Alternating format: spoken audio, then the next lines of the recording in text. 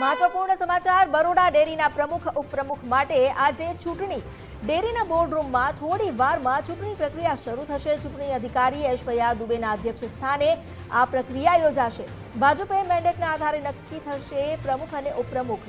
13માંથી 10 director જિલ્લા રજિસ્ટ્રારે ફટકારી છે નોટિસ। 1450 કરોડના ડેરીના વહીવટનું સુકાન કોના હાથમાં આવશે તે આજે ચૂંટણી પ્રક્રિયા બાદ નક્કી થશે। અહીં 13માંથી 10 ડિરેક્ટરને જિલ્લા રજિસ્ટ્રારે નોટિસ ફટકારી છે। ભાજપે જે મેન્ડેટ આપ્યા છે તેના આધારે પ્રમુખ અને ઉપપ્રમુખની વરણી થશે। ચૂંટણી અધિકારી ઐશ્વર્યા દુબેના અધ્યક્ષ સ્થાને આજે આખી આ પ્રક્રિયા પાર પાડવામાં આવશે। આજની આ પ્રક્રિયામાં કોણ પ્રમુખ અને ઉપપ્રમુખ બને છે તેના પર સૌ કોઈની નજર મંડાયેલી છે। બરોડા ડેરીના પ્રમુખ અને ઉપપ્રમુખ માટે જે ચૂંટણી યોજાઈ છે તેને લઈને હાલ તો બંદોબસ્ત કરી દેવામાં આવ્યો છે। અહીં મોટી વાત એ છે કે 13માંથી 10 ડિરેક્ટરને જિલ્લા રજિસ્ટ્રારે નોટિસ ફટકારી છે। અમારી સાથે જોડાયા છે સંવાદદાતા અલ્પેશ, તેમની સાથેથી વધુ જાણકારી મેળવીએ। બરોડા ડેરીની ચૂંટણીનું જે આયોજન કરવામાં આવ્યું છે શું વધુ અપડેટ છે? કારણ કે અત્યારે પ્રમુખ અને ઉપપ્રમુખની જે વરણી થશે, ડિરેક્ટરની જો વાત કરવામાં આવે તો 10 ડિરેક્ટરને નોટિસ પણ ફટકારવામાં આવી છે, તો કોનું નામ ચર્ચામાં છે? કોને મેન્ડેટ મળી શકે?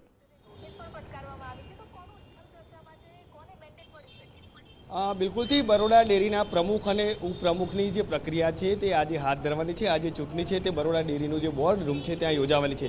જે રીતે વાત કરીએ તો ગત ટર્મની અંદર દિનુ મામા તેમજ જીબી સોલંકીને પ્રમુખ ઉપપ્રમુખ બનાવવામાં આવ્યા હતા। જોકે દર વખતે તેઓ બિનહરીફ પ્રમુખ બનતા હતા, પરંતુ આ વખતના સમીકરણો છે તે ક્યાંક ને ક્યાંક બદલાયેલા જોવા મળી રહ્યા છે।